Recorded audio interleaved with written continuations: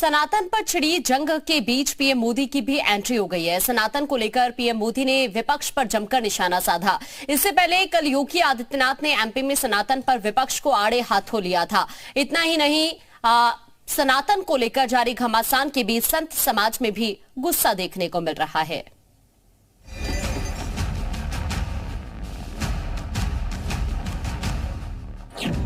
क्या संत, क्या सीएम।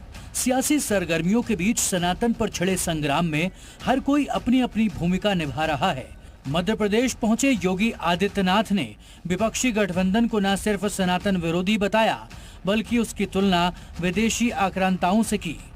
विदेशी आक्रांता ने भी इस मंदिर को कभी क्षतिग्रस्त किया था।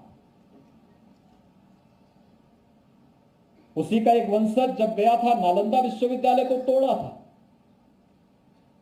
नालंदा विश्वविद्यालय को तोड़ते समय उसका एक सिपह सालार ने कहा कि अरे जापना, ये क्या कर रहे हो? इसमें तो इसका जो पुस्तकालय है, इस पे आग मत लगाओ। इसमें तो ज्ञान और विज्ञान की बहुत सारी चीजें हैं। तो मूर्ख कहता है कि क्या इसमें कुरान से भी ज्यादा बढ़ चढ़ करके है?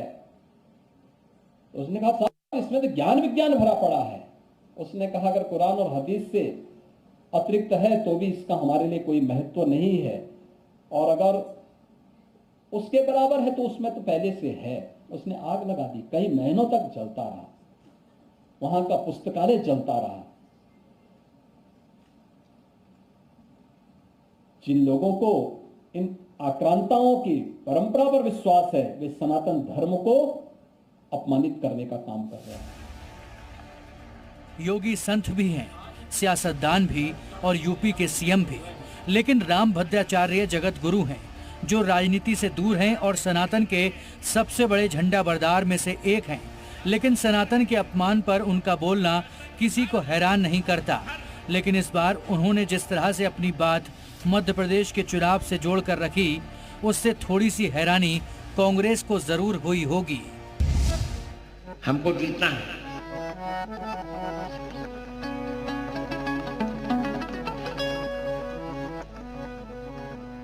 यहाँ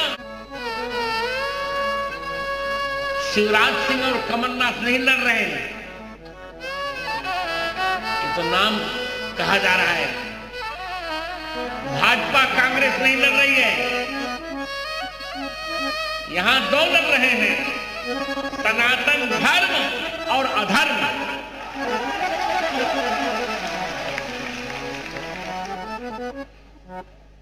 और हमें देखना है कि कौन जीतता है। आप चिंता मत करिए, हम जीतेंगे। राम भद्राचार्य की बातों से समझना मुश्किल नहीं है कि उनके लिए एमपी चुनाव में सनातन की सेना कौन है और अधर्म की तरफ कौन है। लेकिन उनके सनातन वाले बयान पर कांग्रेस ने प्रतिक्रिया देने में देरी नहीं लगाई। और धर्म ये होगा कि हर महंगाई खत्म हो, लोगों को रोजगार मिले और भ्रष्टाचार खत्म हो। हम वही लड़ाई लड़ना है। सनातन पर संग्राम की शुरुआत तमिलनाडु के सीएम एम.के. स्टालिन के बेटे उदयनिधि स्टालिन के बयान से हुई। उन्होंने कहा कि सनातन मच्छर से फैले डेंगू और मलेरिया की तरह है और इसे खत्म करना होगा। उसके बाद कांग्रेस अध्यक्ष मल्लिकार्जुन खड़गे के बेटे प्रियांक खड़गे ने सनातन की तुलना बीमारी से करके सनातन विरोध की आग में घी डालने का काम किया। फिर तो सनातन के अपमान को बड़ा मुद्दा बनाकर बीजेपी राजनीतिक रणभूमि में कूद पड़ी। और अब समय आ गया है हिंदुओं को अपनी रक्षा के लिए खुद खड़ा होना। ये समय की पुकार है और मैं तो ये निवेदन कर रहा हूँ। जिस तरह का बयान राम भद्राचार्य जी ने एमपी में दिया, वैसा ही बयान बागेश्वर दरबार चलाने वाले पंडित धीरेन्द्र शास्त्री भी दे चुके हैं। दक्षिण भारत के तमिलनाडु के कोई स्टालिन हैं, उनकी बुद्धि फिर गई। उनको अंदर से ऐसा लग रहा है जैसे उनका दिमाग खराब हो गया हो, पागल खाने की जरूरत है।